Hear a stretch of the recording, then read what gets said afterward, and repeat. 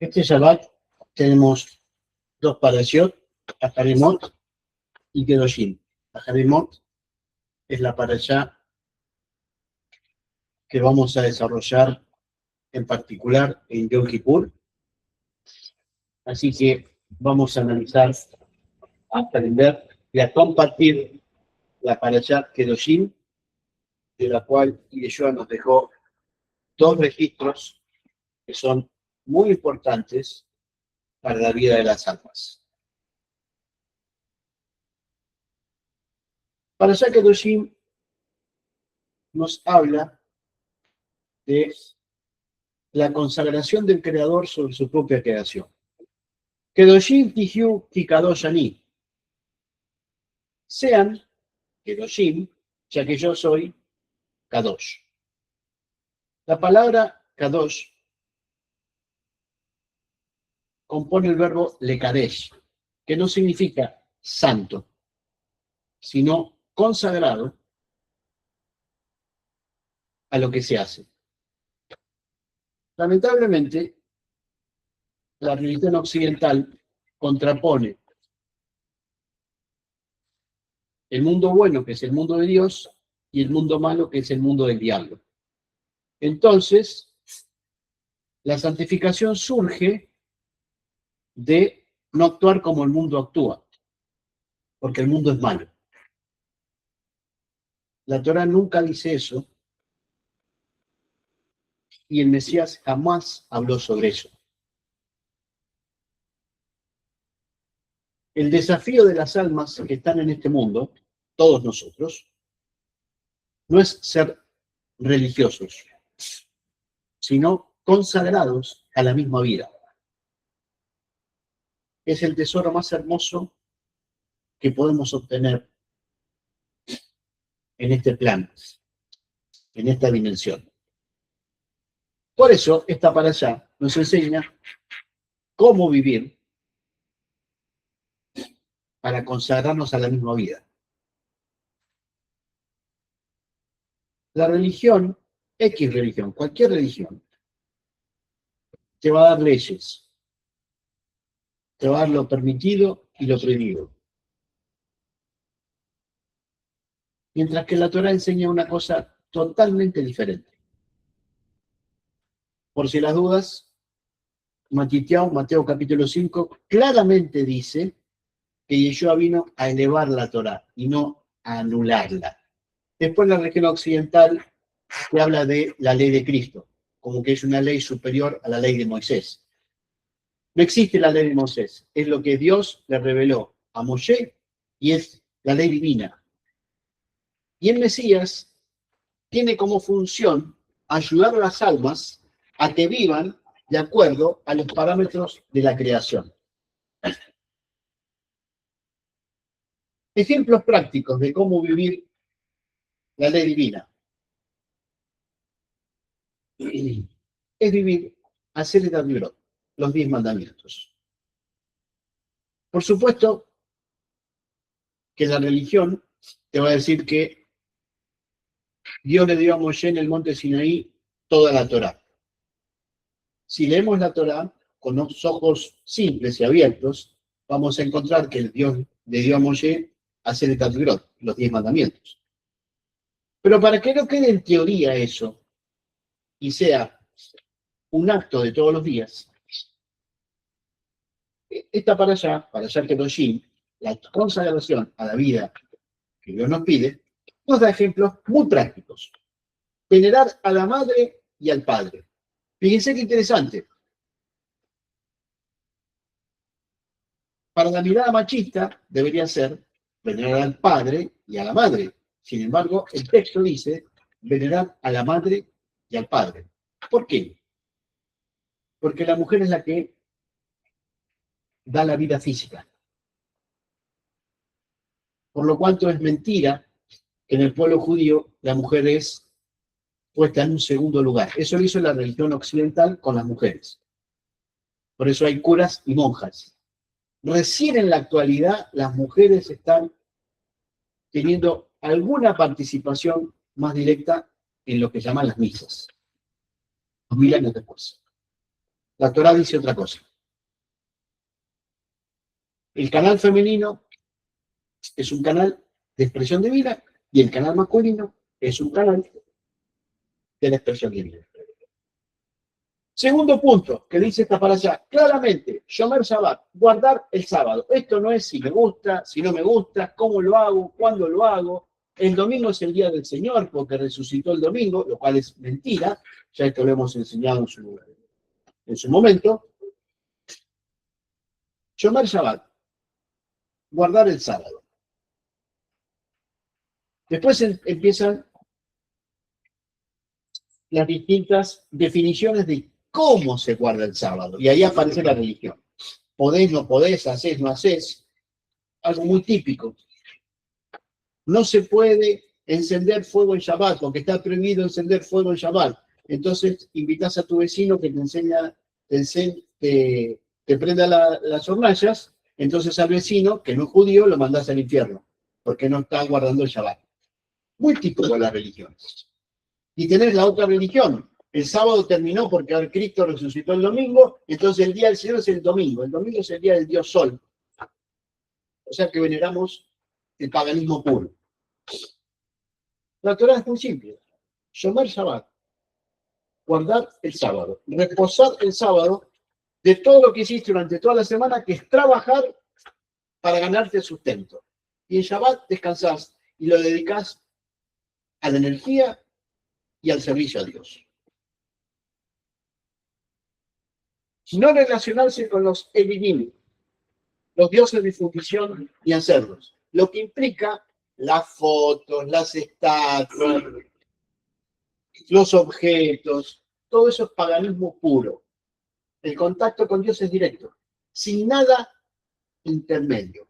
Nada, absolutamente nada. Por eso no hay imágenes de Cristo.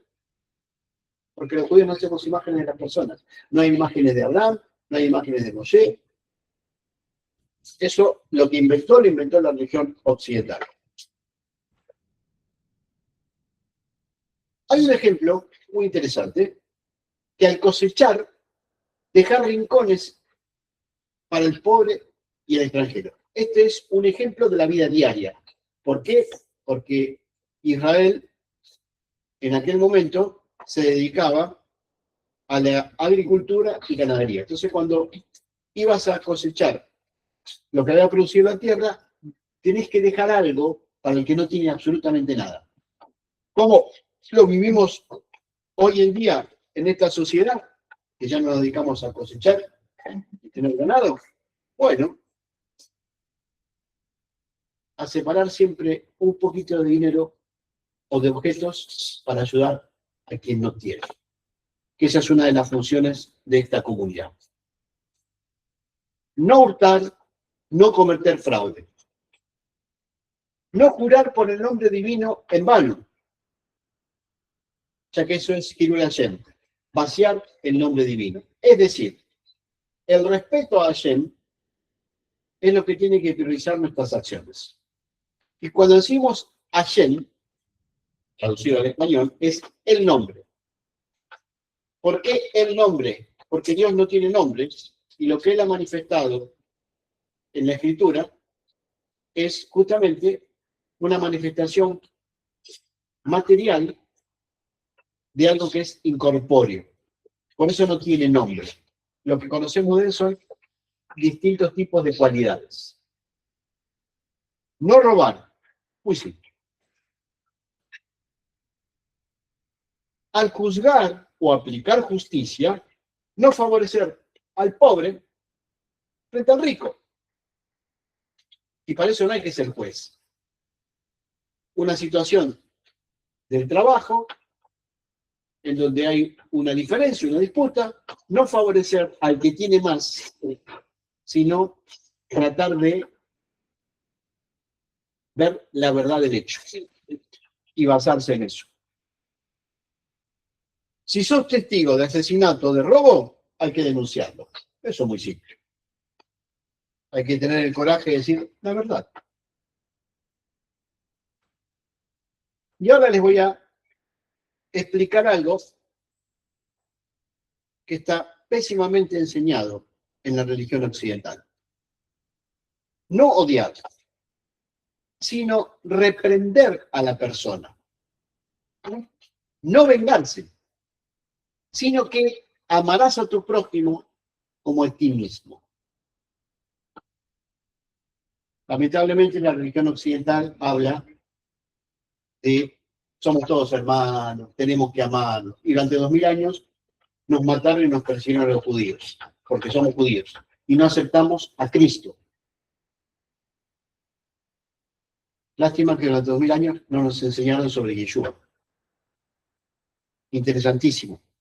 Porque Cristo es Mesías. Ni siquiera nos han hablado en el nombre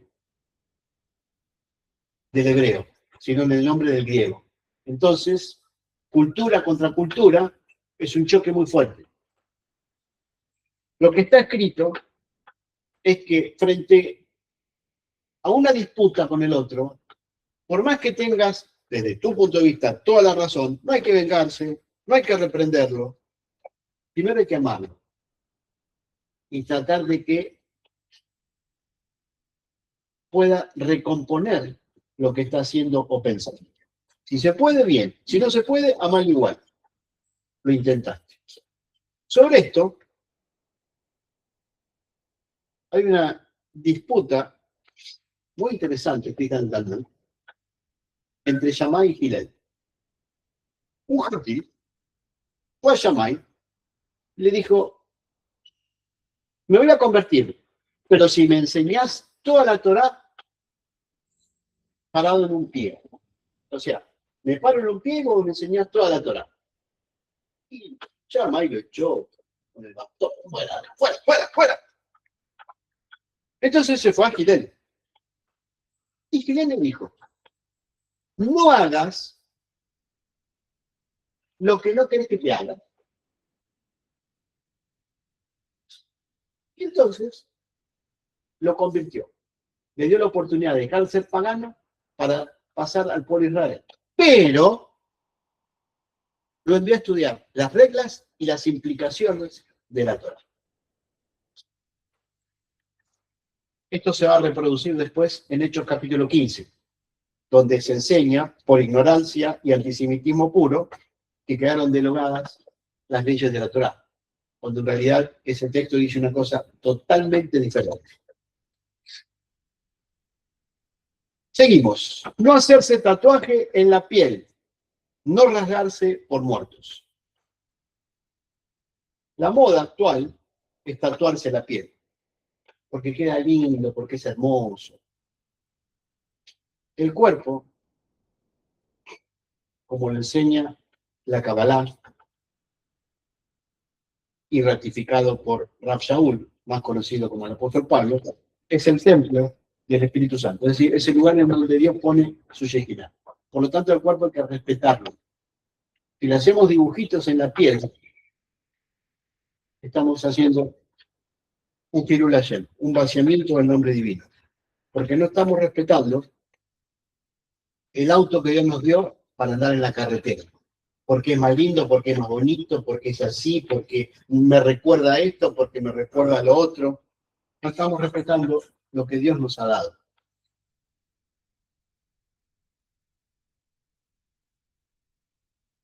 No buscar respuestas en los adivinos, porque te impurificás. Astrólogos, tarot, quiromancia, quirología y todo lo que quieran agregar. No ir a ese nivel. No es malo, es un nivel más bajo del conocimiento. Depende de la carta que sale, te la interpretan y te dicen lo que te puede llegar a suceder. Eso es impurificarse, porque es no confiar en la sabiduría interna que deberías tener. Respetar las canas del anciano. En términos simples, respetar a los viejos.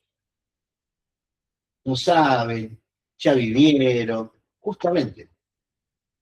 Como ya vivieron, hay que respetar lo que vivieron, porque ya aprendieron.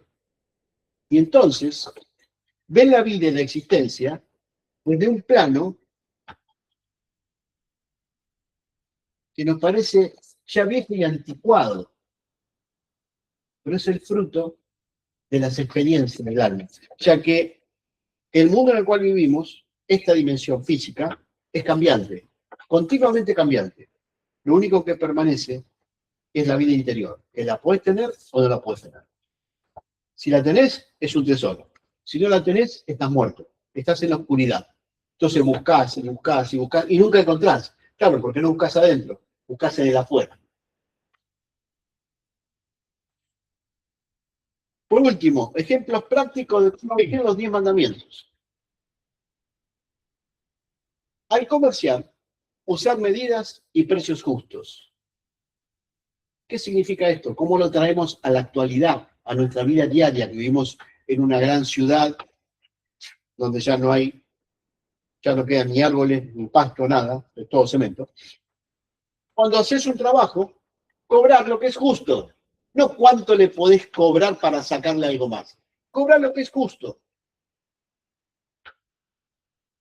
Si haces eso, la bendición divina te vuelve. Porque la persona vuelve con otro trabajo o porque te recomienda a otro. El bien te lleva el bien. Bueno, ahora vamos a pasar a dos enseñanzas de Yeshua que me parecen trascendentes para esta, para allá y para sus vidas. Les recuerdo dos cosas. Yeshua, obviamente, era judío, obviamente vivió en Israel, obviamente enseñó la Torá y obviamente fue un precabalista. Todas sus enseñanzas están basadas en el misticismo hebreo. La otra cosa, los textos de lo que se conoce como el Nuevo Testamento, en su mayoría fueron escritos en hebreo, no fueron escritos en griego y no fueron escritos en arameo. El arameo es una teoría que surgió en la religión occidental del siglo VI, VII y VIII en adelante.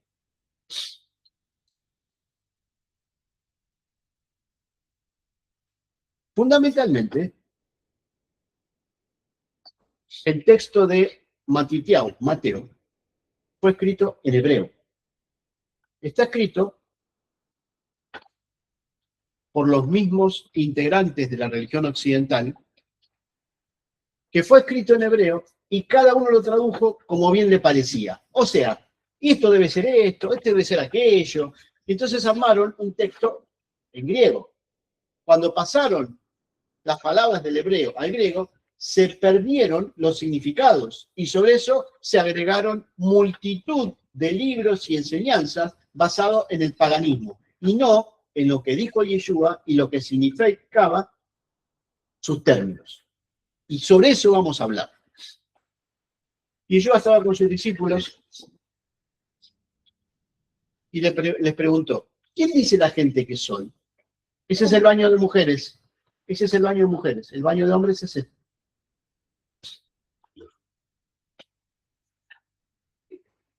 Le preguntó a un discípulo, ¿quién dice la gente que soy? ¿Por qué? Porque en el pueblo de Yeshua, en el pueblo de Israel, Yeshua, el que se presenta como Mesías, es uno de muchos otros que se presentaron como Mesías. No fue el único. Tampoco fue el único que hizo milagros y curaba gente y todo eso. Un montón. La cuestión es si resucita o si no resucita. Ese es el punto.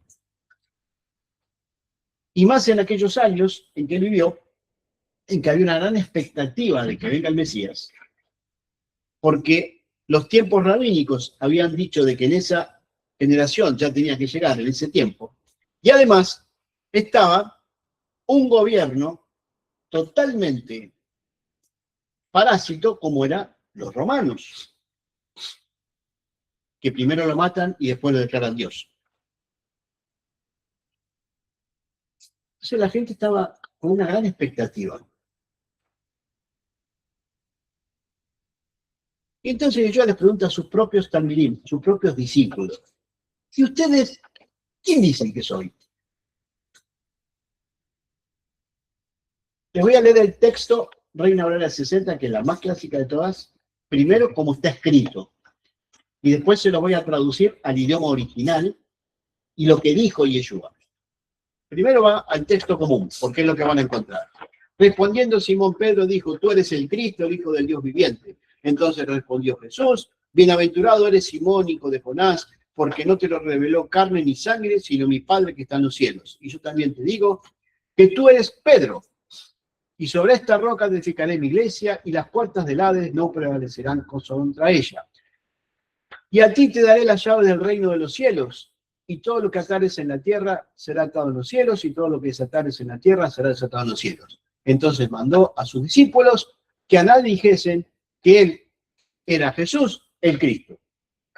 De estas palabras de Jesucristo se hicieron interpretaciones. Hoy en día, 2000 años después, se mantienen las mismas interpretaciones, basadas absolutamente en la negación de que esto fue dicho en hebreo.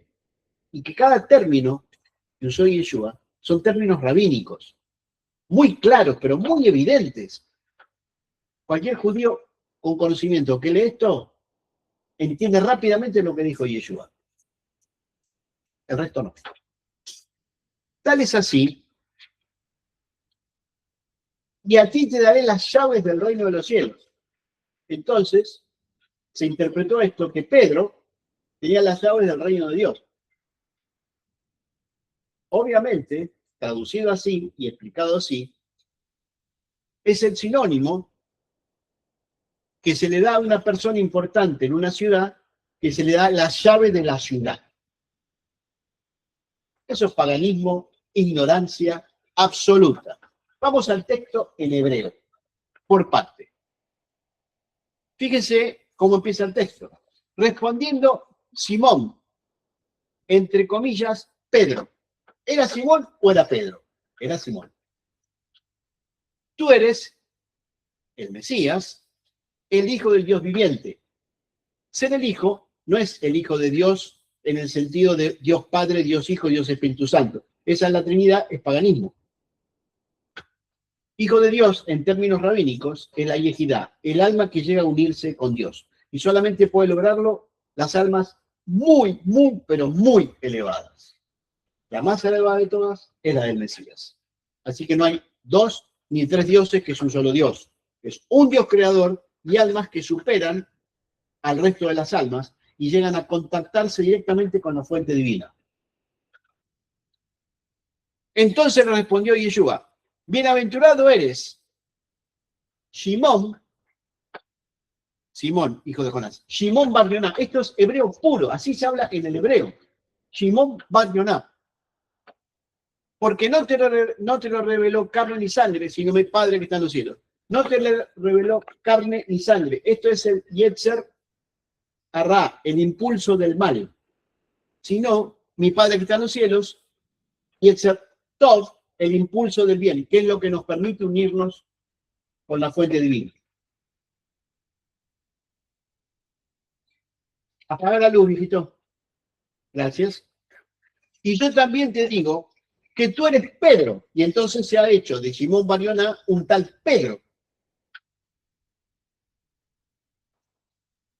Y ahora aclara, y sobre esta roca, esto es porque han traducido el griego, el hebreo al griego, y han hecho de un judío un griego. O sea, lo paganizaron.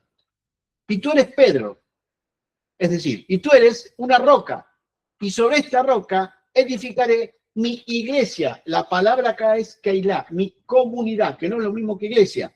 Iglesia es una institución que se terminó conformando con el Imperio Romano, y entonces se unió religión y Estado, algo totalmente prohibido por la Torá. Y las puertas del Hades no prevalecerán contra ella. Las puertas del Hades es otra pésima traducción del hebreo del Sheol. Se tradujo como Hades. El Sheol es el lugar donde vamos a parar todos cuando nos morimos. Viene de Shaal, es cuando Dios te pregunta, ¿qué hiciste? ¿Qué bien hiciste? ¿Qué mal hiciste? ¿Y qué vamos a hacer contigo? La palabra roca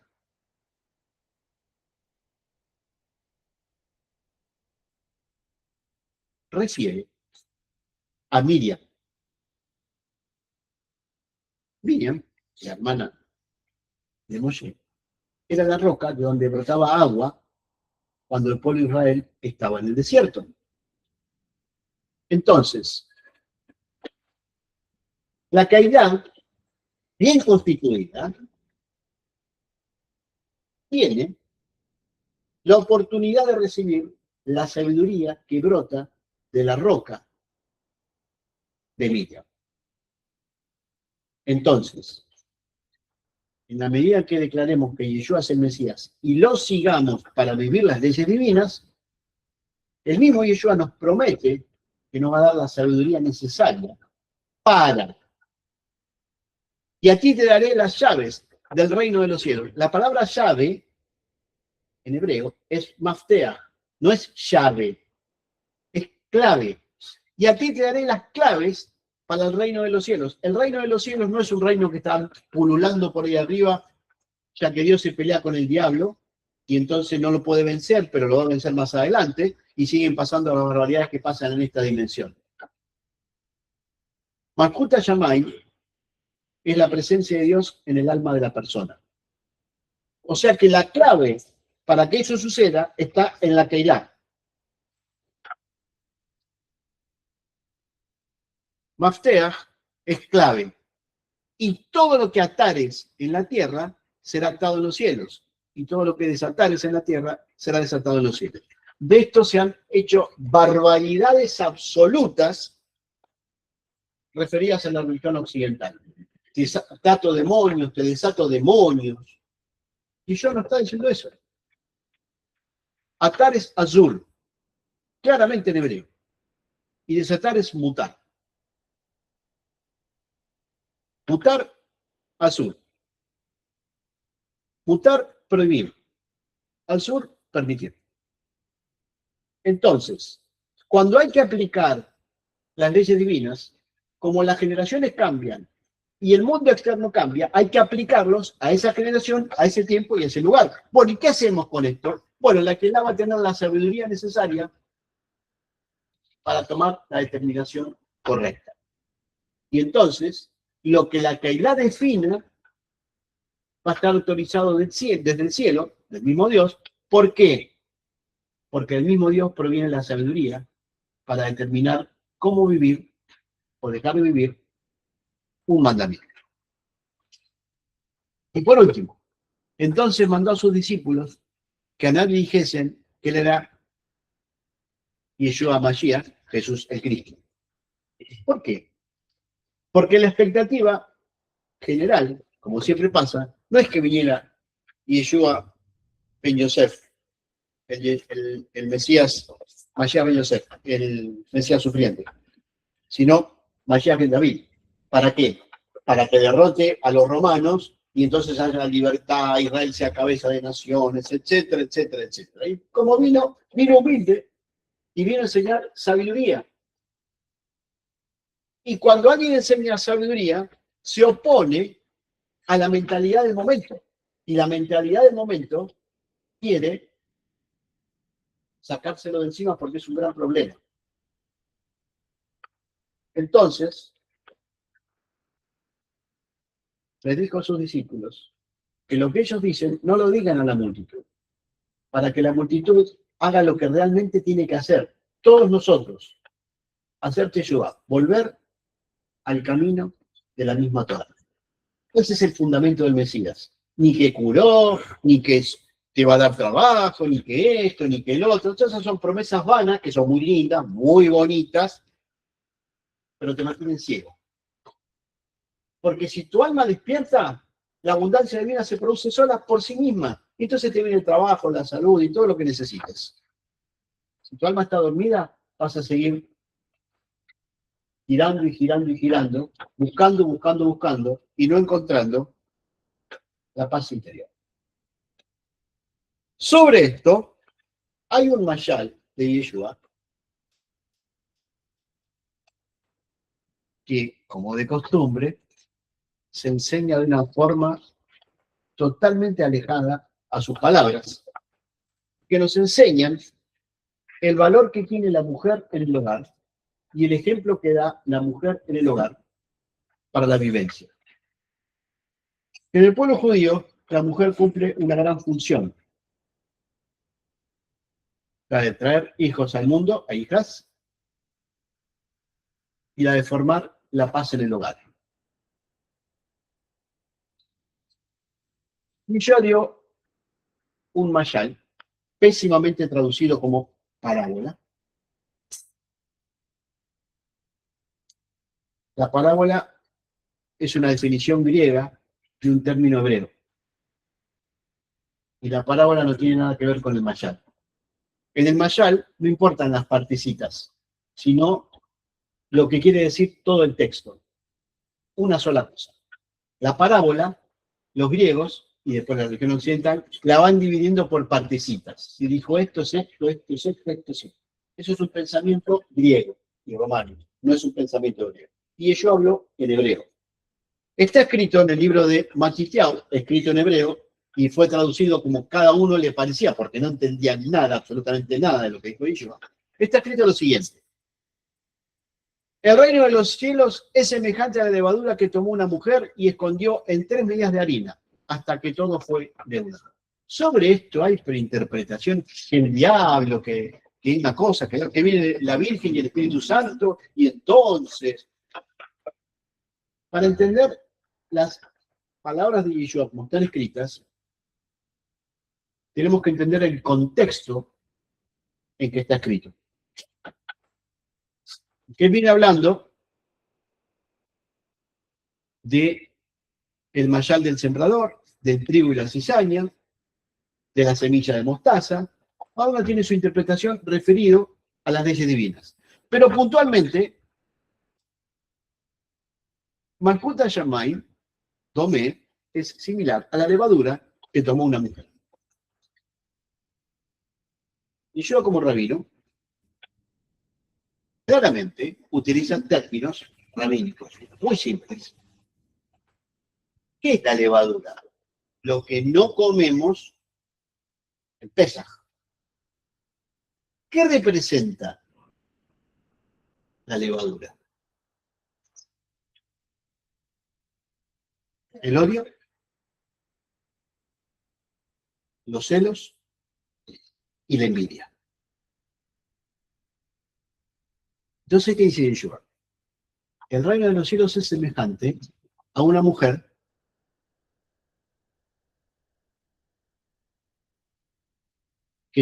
que tomó la levadura y la escondió en 3 medidas de harina, hasta que todo fue leudado. ¿Qué significa? Cuando la mujer prepara la jalá para Shabbat, se quema de la masa un xit, una porción mínima, más o menos como el tamaño de una aceituna. Se la quema. Entonces, con ese acto, se está quemando el odio, la envidia y los celos. Pero esta mujer de la cual está hablando Yeshua, referido a los otros mayal del cual viene hablando, la escondió en la misma masa. Entonces, en vez de crecer lo que tenía que crecer, creció el orgullo,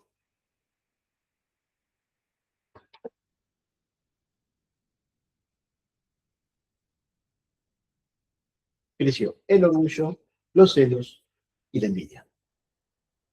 ¿Y por qué es semejante al reino de los cielos?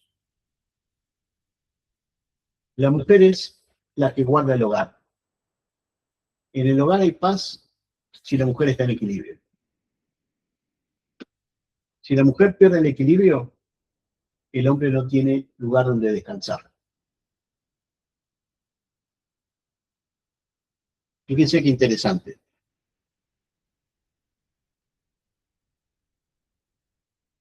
Cuando el hombre despierta,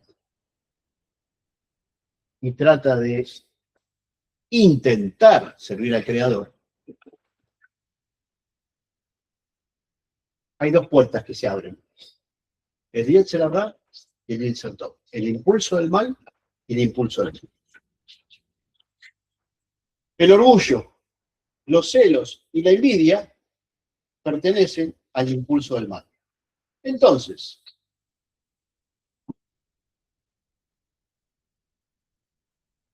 cuando el alma se empieza a desarrollar, en vez de desarrollarse para el bien, se desarrolla para la destrucción. Y de ahí surgen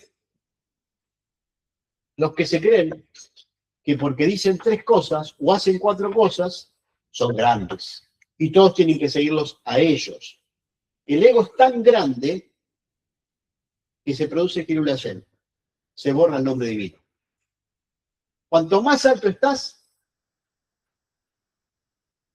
tratás de servir más a lo que te rodea. Que los otros te digan que sos muy sabio, nunca te lo creas. Que los otros te digan que sos muy humilde, nunca te lo creas. Tu lugar es servir desde abajo, no desde arriba. Cuanto más abajo te pongas, los demás te van a poner arriba. No te lo creas, porque todo depende entonces de lo que el otro te dice. Y la clave es que vos tengas en tu interior la paz y el equilibrio para vivir en esta dimensión. Lo que se ve en la mayoría de todos los que están al frente de un grupito, una religión, una institución, es que ven al otro desde arriba. Porque yo soy, porque yo entiendo, porque yo sé. En ese caso, hay que aprender de Melech David, del rey David, que siendo rey de Israel, servía a Dios primero. Y siempre se preocupó y se ocupó de servir a Dios antes que mantener su lugar de privilegio. Por eso, se nos abren 2 puertas, la del bien y la del egoísmo. La del ego, yo ahora entiendo, yo sé, yo. Ese yo hace que la persona se aleje más de Dios que antes. Por eso también hay personas que por ahí no saben leer y les interesa. O están en su trabajo de todos los días, no van a ninguna institución ni se ocupan de nada. Pero están más consagrados a la misma vida que los que son partícipes de instituciones o religiones. ¿Por qué? Porque descubrieron la esencia de la existencia, la vida interior. Y en la medida que vayan creciendo, se incorporarán a algún tipo de institución y de religión. En resumidas cuentas, con estos 2 ejemplos, Yeshua nos enseña a vivir las leyes divinas. ¿Para qué sirve la Keilah? La comunidad. La comunidad es un lugar común, donde no hay dueños. El rabino es un funcionario de la Keilah, de la comunidad, no es el dueño. Es un servidor primero de Dios y después de ustedes.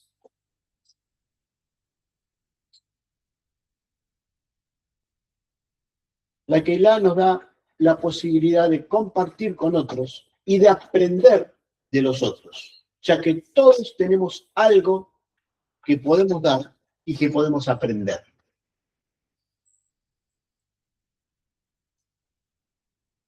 En nuestra comunidad, por ejemplo, no tenemos cursito de esto, cursito del otro, reunión de aquello, reunión del otro. 2 servicios muy claros. Viernes a la noche, sábado a la mañana. El resto, la vida diaria, viviendo las leyes divinas. Y después venimos y compartimos las experiencias. y aprendemos los unos de los otros. Para eso sirve una Keilah. En particular, en esta Keilah, en esta comunidad, se habla mucho de la vida interior, muy poco de la religión y de la religiosidad. Entonces, la mayoría de las personas vienen a buscar las promesas de que Cristo te va a dar esto, Cristo te va a dar el otro, te vas a sanar, vas a tener trabajo, si haces esto, si haces lo otro, si haces aquello, y entonces termina siendo siempre una ovejita. Aquí impulsamos a que el alma madure y pueda conectarse directamente con la fuente divina. La sabiduría se desarrolla y se aprende. Y una vez que se aprendió, es el tesoro del alma. No se pierde nunca. Nunca, nunca, nunca. Pero para eso hay que dejar de lado el egoísmo, la búsqueda exterior y tratar de abrir los caminos del alma para conectarse directamente con la fuente divina. Para eso sirve una comunidad. Para crecer, crecemos juntos. La energía de un alma ayuda a la energía del otro alma. Y lo último es la constancia. Ser constantes en el camino para encontrarnos directamente con la divinidad. El Mesías, como Mesías, nos ayuda en ese sendero. Por eso su mérito cubre todo aquello que todavía no hemos aprendido. Pero para seguir al Mesías no alcanza con decir, creo en Cristo y voy a ir al cielo. Esa es una promesa muy vana.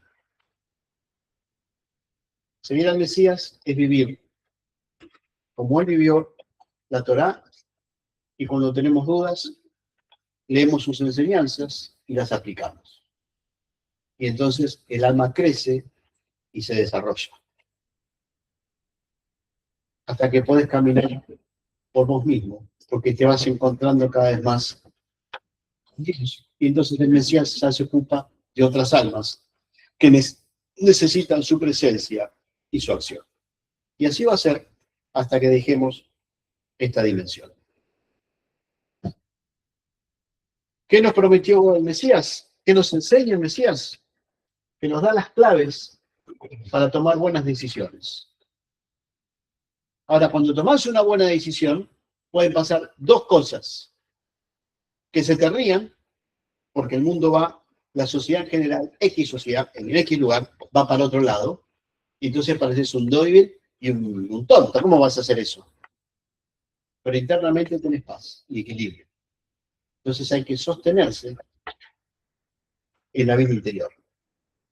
En la medida que te vas desarrollando, te vas dando cuenta de que no todos tienen la capacidad, lamentablemente, de sentir y de ver lo que tu alma ve.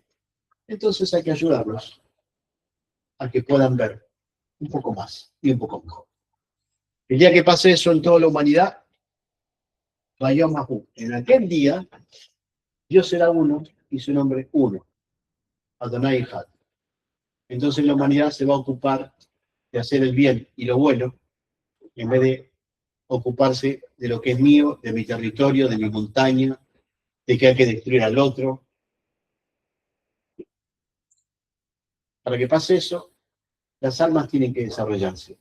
Ni la historia, ni los libros, ni YouTube, ni Google, ni la inteligencia artificial, absolutamente nada, el alma. Cuando el alma ama, no destruye al otro. Lo ayuda a poder desarrollarse y encontrar lo que todos buscan, paz interior y el amor del cielo. Shabbat Shalom. Muy bien. Nos vamos a poner en pie, vamos a decir el cáliz mesiánico, esperando la venida de Yeshua como Melech David, como el rey David, que va a producirse cuando Israel reconozca que el Mesías ha venido y que es Yeshua. Página 93, 94.